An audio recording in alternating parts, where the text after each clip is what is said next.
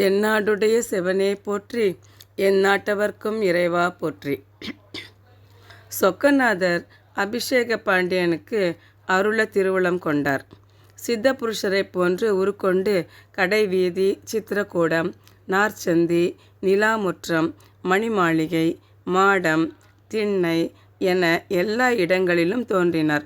கூன், குருடு, செவிடு, ஊமை, முடம் போன்ற உடற்குறைகளை போக்கி அருளினார்.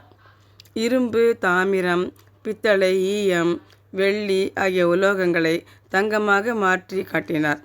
படிப்பறிவில்லாதவனை பண்டிதனாக்கினார்.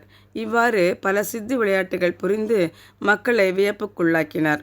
இதையெல்லாம் மன்னன் அபிஷேக பாண்டியன் காதுக்கு எட்டியது.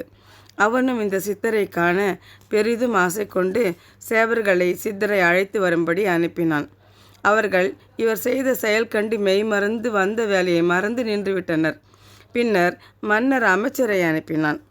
சித்தரோ, அமைச்சர்களே, எனக்கு உங்கள் மன்னனால் எந்த பிரயோசனமும் இல்லை, நான் வரவில்லை என்று கூறினார். சித்தரின் மறுமொழியை கேட்ட பாண்டியனும், சித்தர்கள் திருமால், பிரம்மா, இந்திரன் போன்றோரையே மதிக்க மாட்டார்கள், சாதாரண மன்னனாகிய என்னையா ஒரு பொருட்டாக மதிப்பார்கள் என்று நினைத்து சும்மா இருந்தான். பின்னர் ஒருவாறு தெளிவு பெற்றான். பக்தியும் மரியாதையும் அவன் மனதில் உண்டாயிற்று. என்ன ஒரு தவறு செய்துவிட்டேன், நான் அல்லவா அவரை போய் பார்த்திருக்க வேண்டும், என்ன ஒரு அறியாமை என்று மனம் வருந்தினான். பின்னர் காலம் தாழ்த்தாது அவரை தரிசிக்க வேண்டும் என்று சொக்கநாதர் கோயிலுக்கு சித்தரை பார்க்க ஆவல் கொண்டு சென்றான். அங்கு சித்தரை கண்டு அவரிடம், தாங்கள் யார், எந்த ஊர், உங்களுக்கு என்ன வேண்டும் என்றெல்லாம் விசாரித்தான். சித்தரும், என்னிடம் காசி, என் உறவினர்கள் சிவனடியார்கள், எனக்கு வேதமும் கலைஞானங்களும் தெரியும்.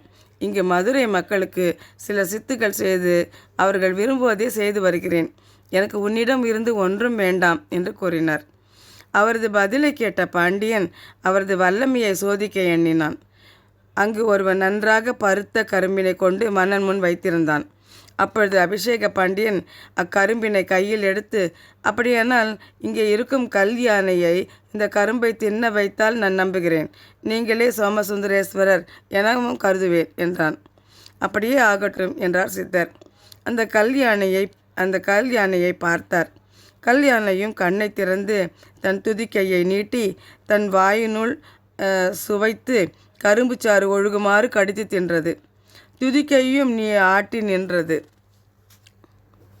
சித்தர் மீண்டும் யானையை பார்க்க அது தன் துதிக்கையை நீட்டி பாண்டியன் அணிந்திருந்த மணிமாலையை எட்டி பிடித்து இழுத்தது.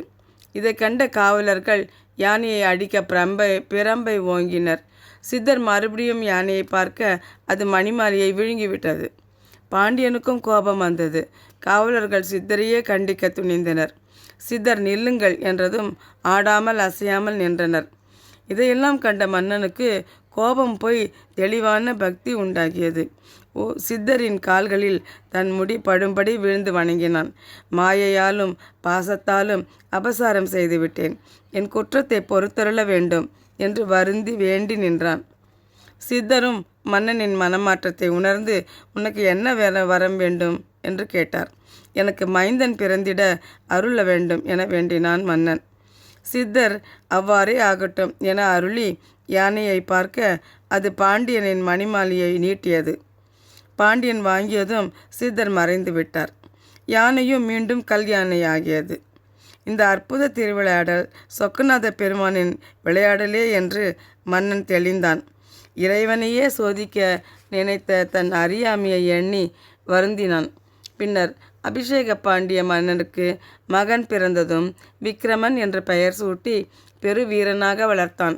அவனுக்கு உற்ற நேரத்தில் முடிசூட்டி சிவலோகம் சென்றான் அபிஷேக பாண்டியன். திருச்சிற்றம்பலம்.